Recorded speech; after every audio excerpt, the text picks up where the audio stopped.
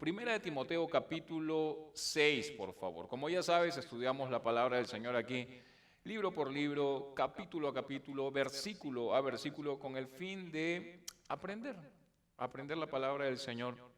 Y no solamente aprenderla, sino ponerla pues en práctica, ¿verdad? No solamente ser oidores, sino hacedores. Entonces yo te quiero animar que si el Señor te habla algo, te ha estado hablando algo, ¿no? Los domingos o cada domingo que vienes a la iglesia, no dudes, por favor, en poner en práctica la palabra del Señor en tu vida, ¿no? De otro modo, la palabra del Señor dice que seremos conocidos por los frutos, ¿verdad? Entonces, esto es muy, muy importante.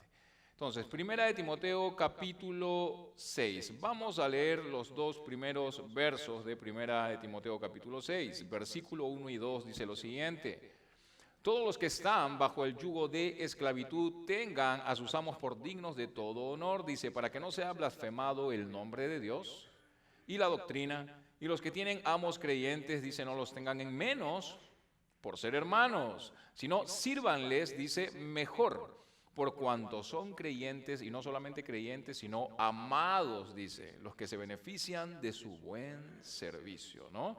Dice, esto enseña y exhorta, dice, enseña y exhorta, ¿no? Entonces, primeramente, debemos tener en cuenta que esta sección aquí está específicamente dirigida a aquellos cristianos que estaban viviendo en esclavitud en aquel tiempo, ¿ok? Y hay que recordar que en esos tiempos el sistema económico estaba basado de algún modo en la esclavitud, ¿sí? Entonces, incluso, si no me equivoco, la historia cuenta que más de la mitad de la población en Roma vivía en esclavitud, para que más o menos tengas noción de lo que estaba ocurriendo. Entonces, pongámonos a pensar ahora en el presente, ¿sí?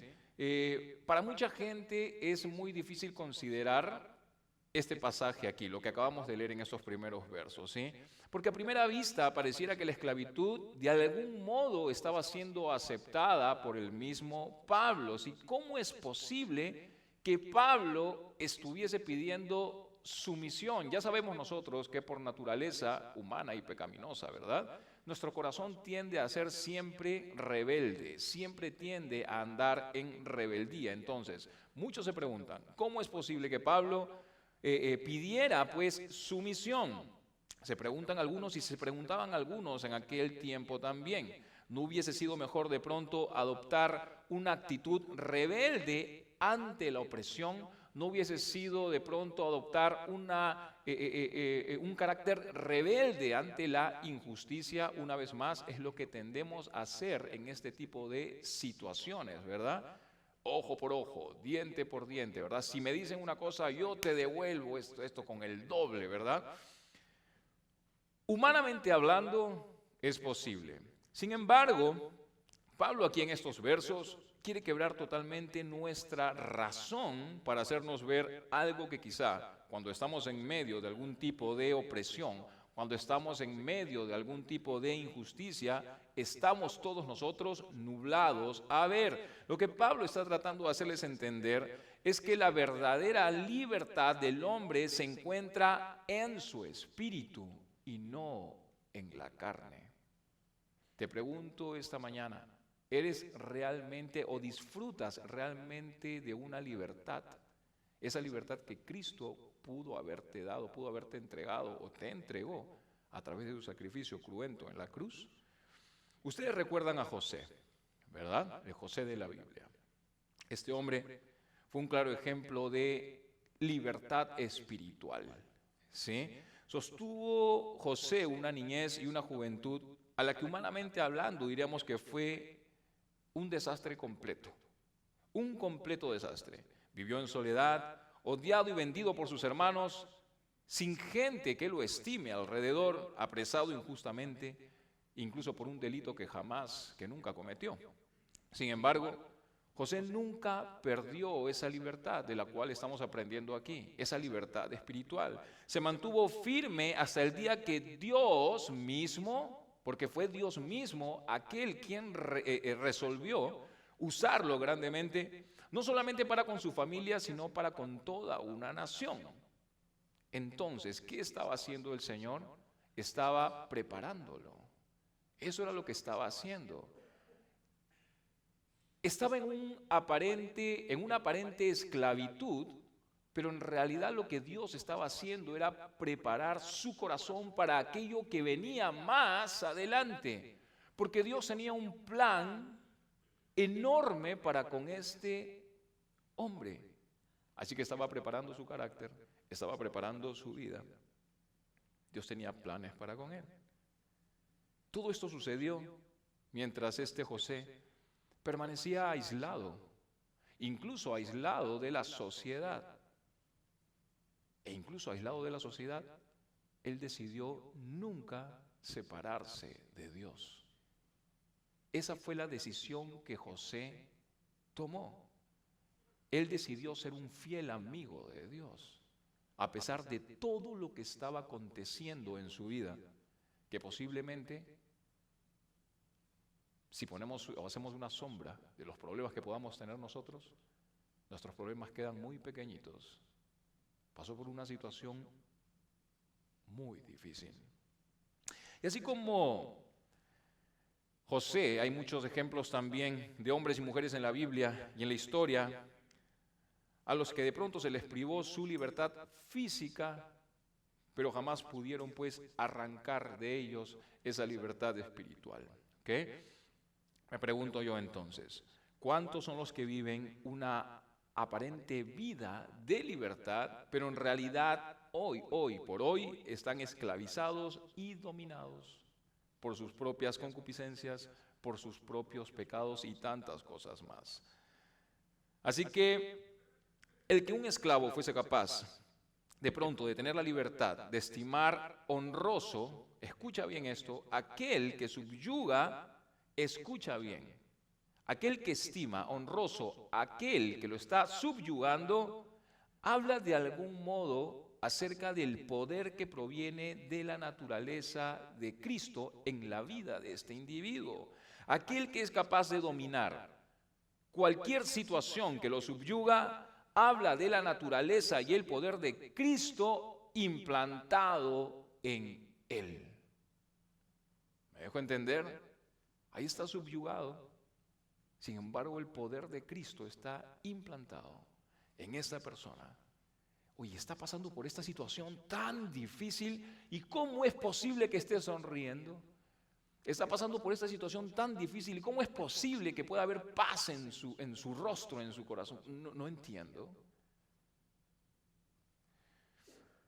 Por esa misma razón, Pablo quería hacerles entender que aunque sus cuerpos sufrieran los rigores de la esclavitud, su corazón siempre debía estar libre para amar al prójimo y para ver lo divino en todo aquello que lo rodeaba. Y yo te pregunto a ti esta mañana, si realmente ves lo divino en aquello que te rodea, donde estés, o sea, cual sea la situación que tú estés pasando.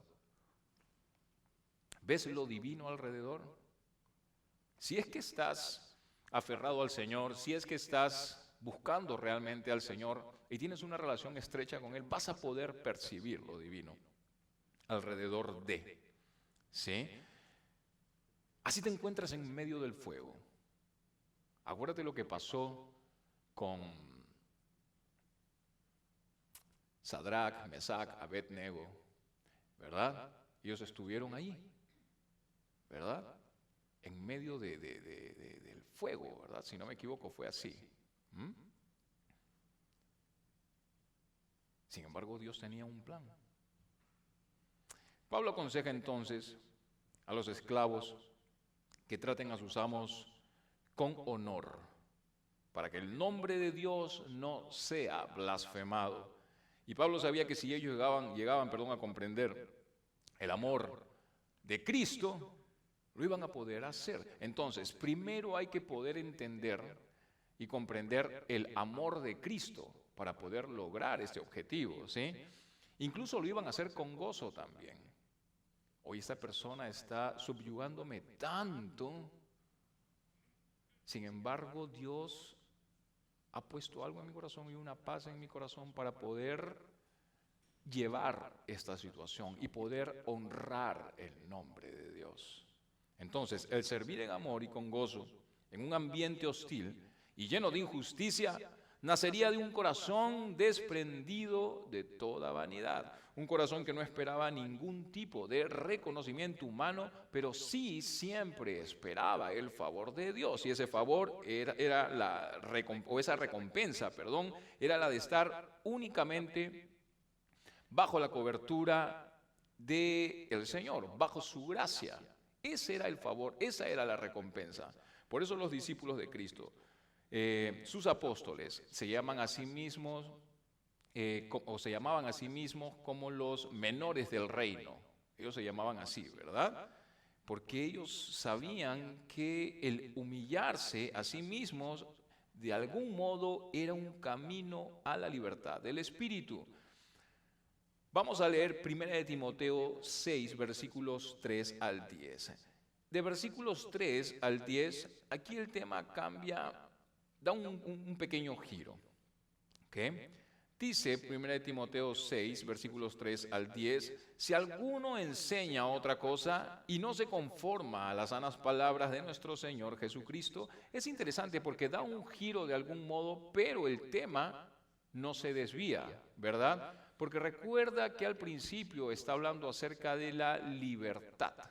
Y la libertad del creyente va asociada con lo que vamos a aprender ahora también. Y es algo por lo que he estado orando toda esta semana. Dios mío, no permitas que pierda la libertad en ti. Cuando vivimos en esa libertad en Cristo, vivimos una vida abundante y fresca en el Señor.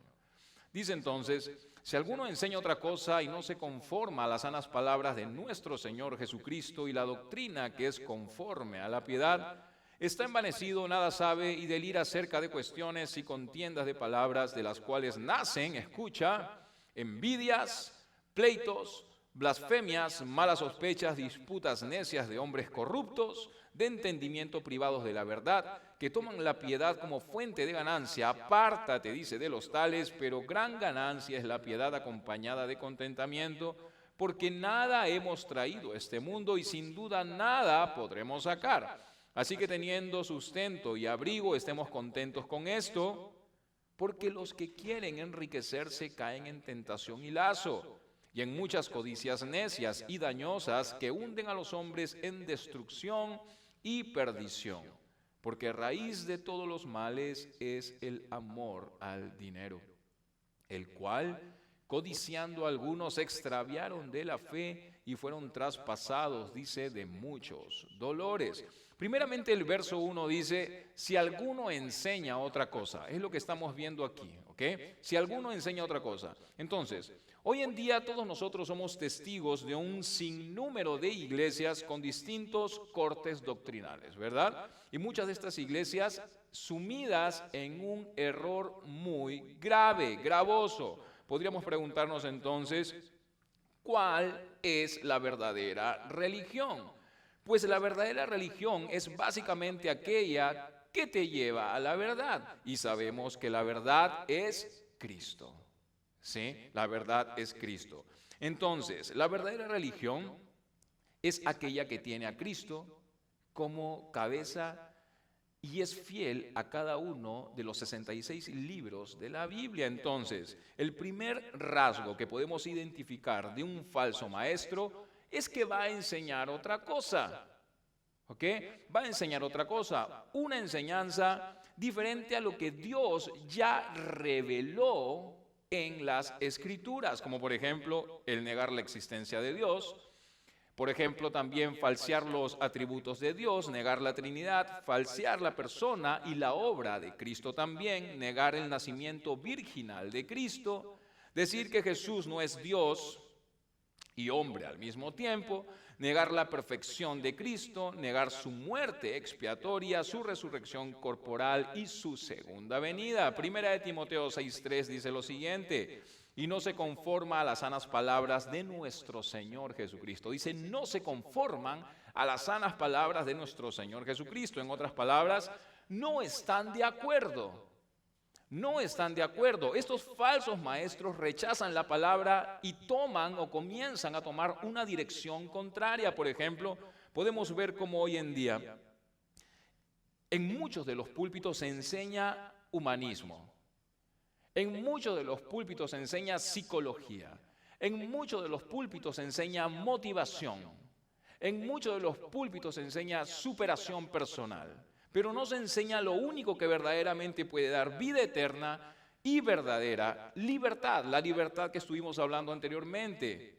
Esa libertad que viene a través de su propia palabra y esencia. Hoy muchas iglesias entonces están enseñando la palabra de manera diluida, podríamos decir. ¿Ok? ¿Y por qué? Pues porque se ha dejado de confiar en las Escrituras. Por eso mismo, se ha dejado de confiar en las Escrituras imponiendo sus propios deseos, los deseos de su corazón. Y es así como comienzan a crearse las malas doctrinas, aquellas doctrinas que comienzan a contradecir la Escritura. Por esa razón es importante que conozcamos la palabra de Dios. Es sumamente importante. Y dice Pablo, no se conforman, dice. Ellos no se conforman a las sanas palabras. ¿Qué quiere decir esto? ¿O qué quiere decir Pablo con esto? Pues solamente la palabra de Dios es saludable, solo la palabra de Dios es provechosa, solo la palabra de Dios puede apartarnos realmente de ser engañados. Así que esa era la labor de Pablo, preservar la buena doctrina. No importa lo que pueda estar pasando alrededor de Pablo, lo que haya pasado alrededor de Pablo, su llamado era preservar la buena doctrina.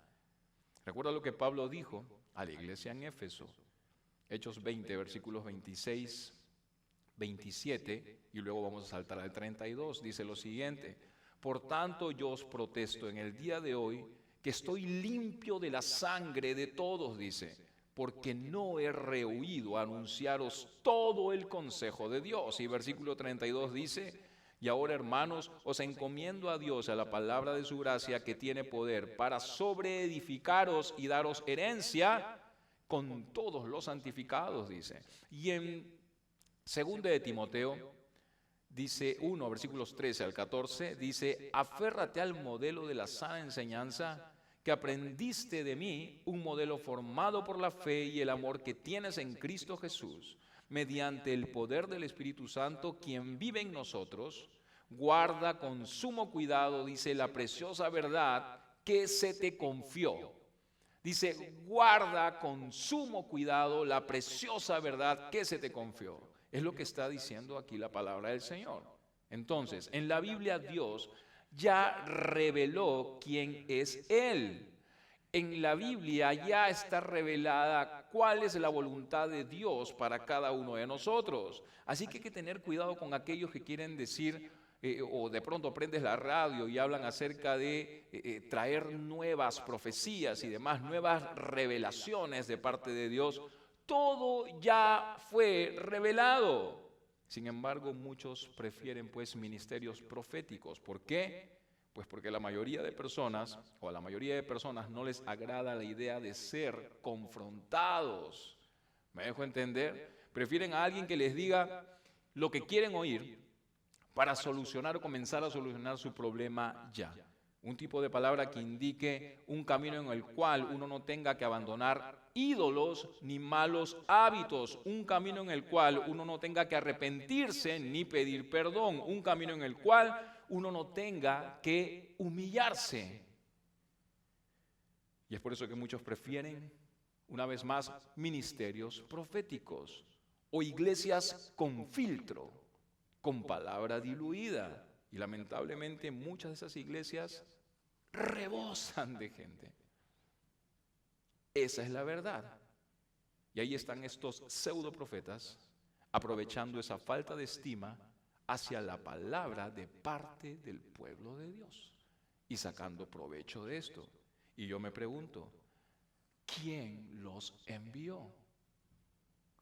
¿Quién los envió? ¿Por qué se autoproclaman profetas y dueños de la unción?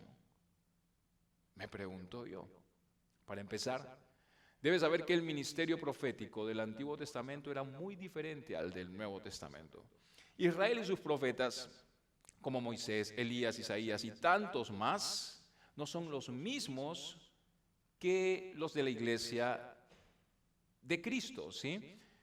Nosotros también somos el pueblo de Dios, pero Dios trata con nosotros, escucha bien, Dios trata con nosotros, la iglesia, de una manera totalmente distinta a la que trataba a Israel, por una sencilla razón. Para empezar, en aquellos tiempos, Cristo no había venido todavía. Cristo no había muerto y resucitado y no gozaban de la presencia del Espíritu Santo como nosotros, la iglesia, hoy en día la gozamos. Además, para ellos la revelación de la Escritura no estaba todavía completa. Incluso la encarnación de Jesús y el nacimiento de la iglesia todavía era un misterio por revelar. Y por esa misma razón el Espíritu Santo reveló a algunos cuantos de manera muy especial, o se reveló en algunos cuantos de manera muy especial en momentos específicos, vamos a decirlo así. Fue en Pentecostés, donde sucedió lo que no había sucedido antes de Cristo. La profecía de Joel se hizo realidad y el Espíritu Santo fue derramado sobre cada persona. Entonces, cada persona que hace a Jesucristo el Señor de su vida y es redimido y recibe vida eterna, cumple la profecía dicha en el libro de Joel. Escucha lo que dice Hechos 2, versículos 17 al 18. Y en los postreros días, dice Dios, derramaré mi espíritu sobre toda carne, y vuestros hijos y vuestras hijas profetizarán. Vuestros jóvenes verán visiones, y vuestros ancianos soñarán sueños. Y de cierto sobre mis siervos y sobre mis siervas en aquellos días derramaré mi espíritu y profetizarán. Y por esa misma razón, aquí en nuestra iglesia, creemos que los dones del Espíritu son para hoy. ¿Sí? Creemos que los dones del Espíritu son para hoy. Creemos que los dones están vigentes. Lee 1 Corintios 12, 13, 14 y te vas a dar cuenta de ello. Pero aquí podemos hacer un alto y decir, hey, dice el verso 18 que Dios derrama su Espíritu sobre nosotros y profetizaremos. Es lo que dice aquí, entonces no entiendo muy bien. 1 Corintios 14, 3 dice que el que profetiza habla a los hombres para edificación, exhortación y consolación. Los fortalece, los anima y los consuela. Entonces, así que cualquiera puede profetizar, pero jamás lo hará más allá de lo que Dios ya reveló en su palabra. ¿Me dejo entender? ¿Qué quiere decir eso? Para que lo entiendas de una manera mejor. Pues que cada vez que abrimos la palabra de Dios para exponerla, ya estamos profetizando. ¿Me dejo entender? Ya estamos profetizando. El significado de profetizar es básicamente predecir. Predecir. Y el significado de predecir en este contexto es anunciar. Entonces, ¿qué es lo que estamos haciendo nosotros? Estamos profetizando, estamos anunciando. Entonces, predecimos o anunciamos aquello que ya está revelado. Profecías cumplidas y por cumplir, pero ya reveladas. En cambio, un falso profeta toma la definición, predecir, como anunciar por intuición. Anunciar por suposición o adivinación. Y este es el problema de estos falsos profetas, porque pretenden practicar un ministerio profético, pseudo profético, supuestamente al estilo del Antiguo Testamento, ¿sí? En nuestros tiempos, en el cual todo ya fue revelado, de principio a fin. Y olvidan incluso que Dios ya dio instrucciones específicas en el Antiguo Testamento con respecto a los falsos profetas. Y el castigo de un falso profeta y su falsa enseñanza, ¿cuál era? La muerte. Ese era el castigo. Te doy un texto para que veas lo que Dios piensa de tales profetas. Jeremías 23, 16 en adelante dice, esto dice el Señor de los ejércitos celestiales a su pueblo, no escuchen a estos profetas cuando ellos les profeticen, llenándolos de esperanzas vanas. ¡Wow! ¡Qué fuerte! ¿Sabes cuánto escuchamos de esto hoy en día? Escucha, no escuchen, dice. No escuchen a estos profetas cuando ellos les profeticen, llenándolos de esperanzas vanas. Todo lo que dicen son puros inventos, no hablan de parte del Señor. Siguen diciendo a los que desprecian mi palabra, no se preocupen, el Señor dice que ustedes tendrán paz y pararán de sufrir. Y a los que obstinadamente siguen sus propios deseos, los profetas les dicen, no les sucederá a ustedes nada malo. Wow. Jeremías 23, versículos 21 y 22 dice, yo no envié a estos profetas, escucha, yo no los envié. ¿A quién están escuchando? Eso a mí me escarapela la piel. Da miedo, ¿verdad? Yo no envié a estos profetas, sin embargo van de un lado a otro afirmando hablar en mi nombre. No les he dado ningún mensaje, pero aún así siguen profetizando.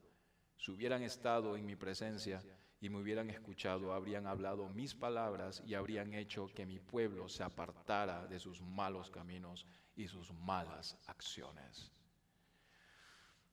Ahora, en el verso 3 de 1 de Timoteo 6, Pablo sigue hablando acerca de la doctrina. Aquí él dice, y la doctrina que es conforme a la piedad. Dice, ¿qué significa esto? Pues que la doctrina debe estar entrelazada con la piedad, y piedad es básicamente devoción a Dios, ¿sí? En su deseo entonces por agradarlo, por seguirlo, por tomarlo en cuenta, por vivir para su gloria, lo cual producía una vida sana, una vida que manifestaba amor también, una vida que manifestaba un seguimiento de la verdad también, una vida que manifestaba justicia en Dios también. Sin embargo, la falsa doctrina jamás va a producir una vida piadosa. Todo lo contrario, la falsa doctrina va a predicar a los ídolos de la codicia, va a predicar a los ídolos de la avaricia, los deseos de los ojos. ¿No te suena familiar eso? La codicia, la avaricia, la prosperidad y tantas cosas más. Los deseos de la carne, la vanagloria de la vida, disfrazadas de adoración a Dios. Esta mala doctrina o esta falsa doctrina jamás va a producir entonces justicia en la vida de una persona. Por ende, un falso maestro siempre tiene o siempre va a tener una vida oculta en pecado. Va a ser gente dominada por su naturaleza pecaminosa, llenos de inmundicia, atrevidos, contumaces, inconstantes, con los ojos siempre llenos de adulterio. ¿Qué? Por eso 1 de Timoteo 6:4 dice, están envanecidos. Esto significa están inflados. Solo trata de imaginar cuánta vanidad se requiere para pretender establecer que una enseñanza de hombres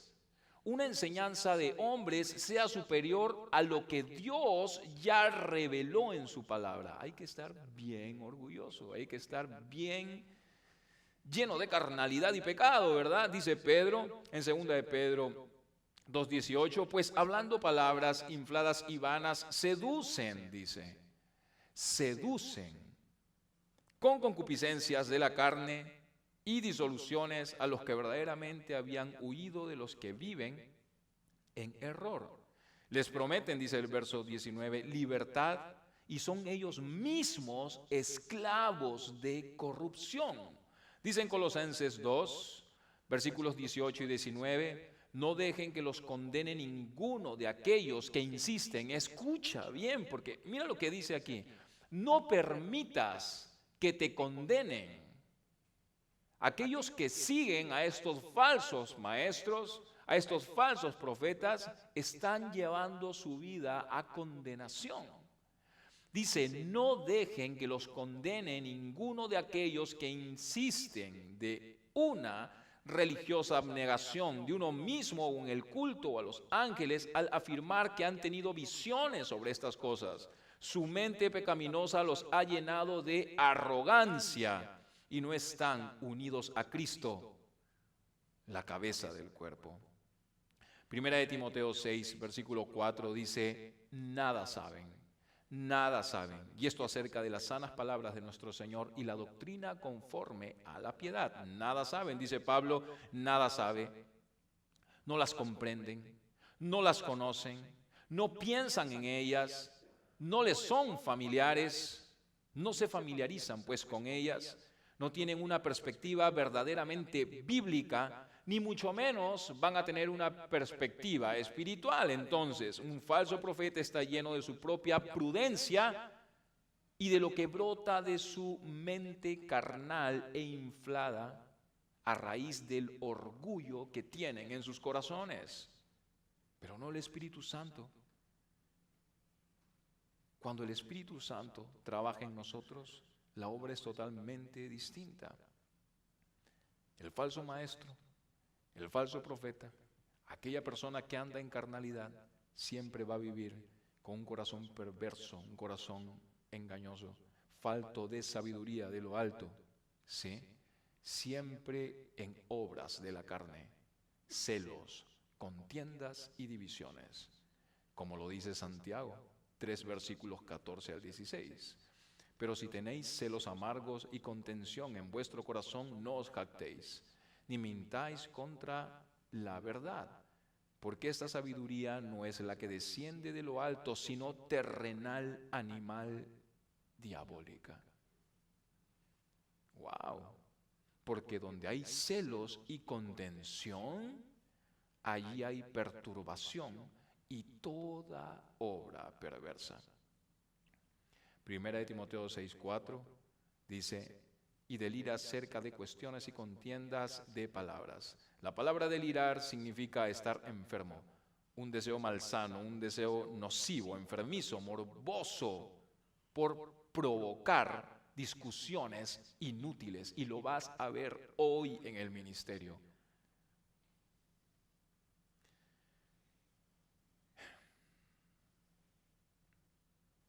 Gente que cuestiona o especula sin valor. En otras palabras, les encanta el debate, les encanta la controversia, tener siempre un punto de discusión para parecer ellos muy eruditos y espirituales, cuando en realidad están negando en absoluto la verdad de Cristo. Pero dice Pablo en Colosenses 2, versículos 21 al 23, no toques esto, no pruebes eso, no te acerques a aquello. Esas reglas son simples y enseñanzas humanas acerca de cosas que se deterioran con el uso. Podrán parecer sabias porque exigen una gran devoción, una religiosa abnegación de uno mismo y una severa disciplina corporal, pero a una persona no le ofrecen ninguna ayuda para vencer sus malos deseos, dice el verso 23. Entonces, no hay edificación, no hay un verdadero avance espiritual, lo único que provocan es contiendas, orgullo espiritual y nada más. Ya vamos a terminar. Versículo 4 dice, de las cuales nacen envidias, ¿sí? ¿Por qué él si yo soy más espiritual que él? Yo soy más preparado que él, llevo más tiempo sirviendo. ¿Por qué? Dice pleitos también, luchas, contención, rivalidades egoístas, riñas, discordia. Entonces, lejos de mantenerse la unidad, es siempre una batalla campal, muy lejos de lo que es realmente la verdad que produce el amor de Cristo. Y Pablo aquí desenmascara a muchos de estos falsos profetas, es lo que él está haciendo. Su motivación oculta es la idolatría, y muchos estaban idolatrando, como se mencionó aquí anteriormente, al dinero incluso también. Primera de Timoteo 6:5 dice, de hombres corruptos de entendimiento y privados de la verdad, ¿sí? El pecado de Judas, desechando su salvación por monedas. Mateo 7, versículos 15 al 16 dice, guárdate de los falsos profetas. Mateo 7, versículo 22 dice, recuerda esos versos, muchos me dirán aquel día, Señor, Señor, Señor, Señor, y yo les diré, apartaos de mí, hacedores de maldad. ¿Cuánta gente cae? ¿Verdad? Dice en Romanos 1:28, y como ellos no aprobaron tener en cuenta a Dios, Dios los entregó a una mente reprobada para hacer cosas que no convienen. Versículo 5 de 1 de Timoteo 6 dice que toman la piedad como fuente de ganancia. Apártate de los tales, dice. Escucha bien.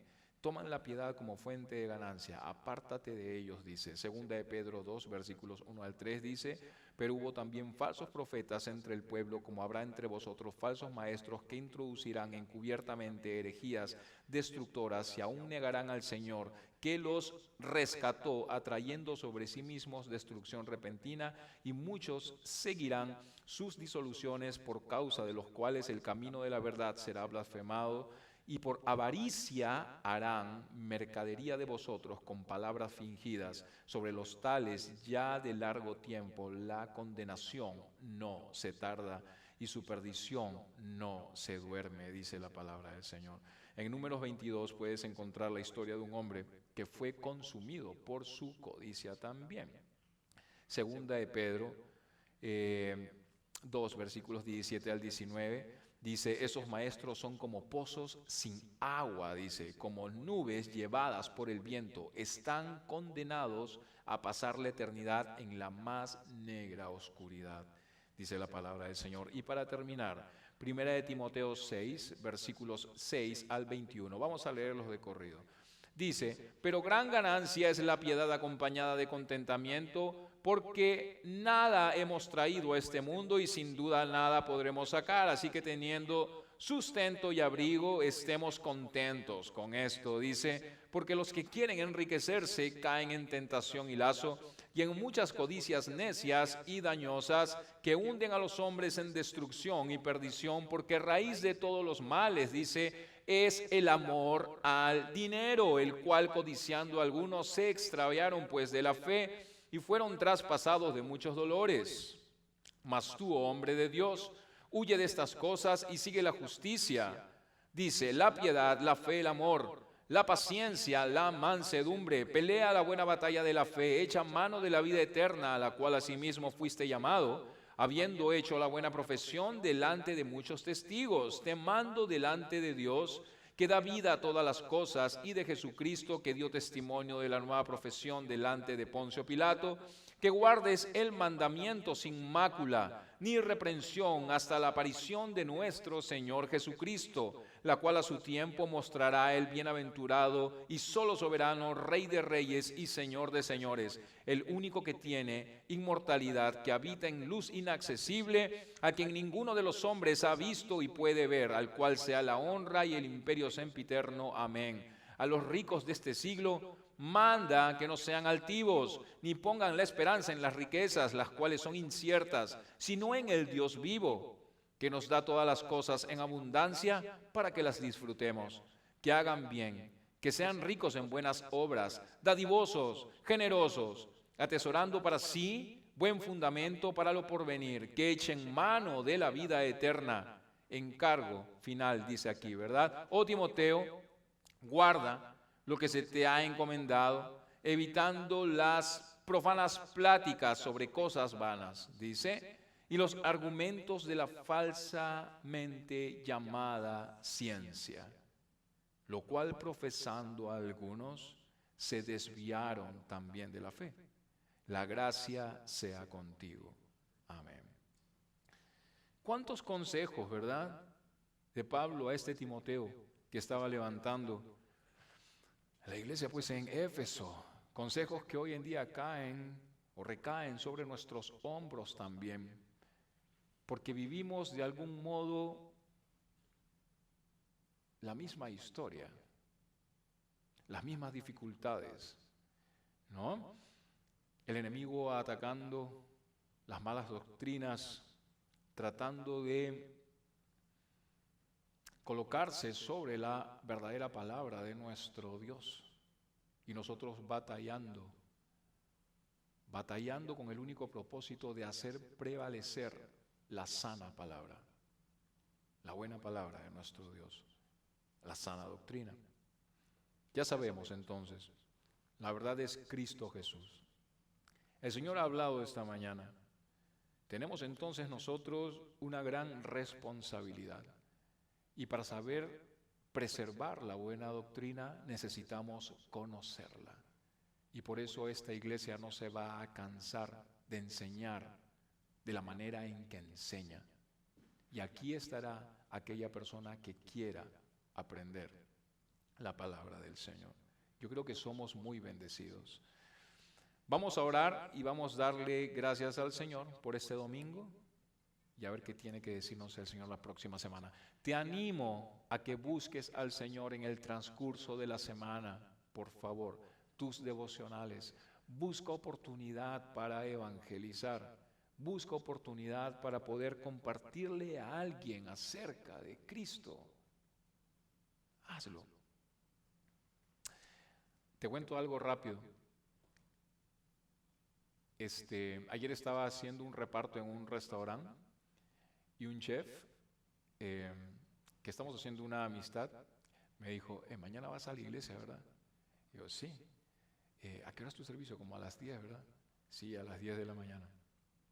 Me mira y me dice, nomás quería decirte, Dios te bendiga, Dios te bendiga. Pero fue la primera vez que escuché de él hablar algo referente al Señor, a Dios, porque él sabe que yo soy un pastor. Y mi corazón, cerré la puerta después de salir y dije, wow, o sea, mi corazón se sentía tan feliz, ¿entiendes? Cuando tú compartes esa verdad y cuando los demás pueden percibir y ver que eres un hijo de Dios, qué bendecido uno puede sentirse. Y no solamente bendecido te vas a sentir, sino que el Señor va a poner también un escudo alrededor tuyo para cuidarte y protegerte. ¿Qué? Entonces vas a tener oportunidad esta semana para hacerlo. No temas, dice el Señor. ¿Sí? Nos vemos la próxima semana. Las semanas pasan, los días pasan rápido, así que nos vamos a ver prontito. ¿Okay? Mañana recuerda que tenemos estudio a las 7 de la noche en la casa de Jaime, los varones y las damas. Muy bien, Dios te bendiga. Vamos a orar, vamos a cantarle al Señor una canción más. Señor, te damos gracias por todo lo que nos enseñas, Señor. Gracias porque guardas nuestro corazón, Dios mío. Gracias porque hoy nos revelaste, Señor, lo que es bueno, Señor. Gracias, Señor, por habernos revelado, Señor. ¿Cómo tenemos que cuidar, Señor, tu palabra, Dios? Por habernos revelado, Señor, las características de los falsos maestros, Dios mío, y el fin, no solamente de ellos, sino de aquellos, Señor, que están siguiéndolos. Pedimos, Señor, esta mañana en oración, Dios, por ellos, y pedimos en oración por nosotros, porque no estamos lejos, Señor, de desviarnos y no estamos fuertes en ti. Y por eso nuestra responsabilidad es buscarte, seguirte y aferrarnos, Señor, a ti, Señor, ser fieles, Señor, a tu palabra. Cuídanos, Dios mío. Tu palabra dice que muchos, Señor, se van a desviar de ti, Señor, en los últimos tiempos, Señor. Serán engañados, dice tu palabra, aún los que creen. Dios mío, cuida nuestro corazón, cuida nuestra mente, Señor. Señor, siempre llévanos a ti, Dios mío. Te necesitamos, Cristo Jesús, en tu nombre y para tu gloria. Amén.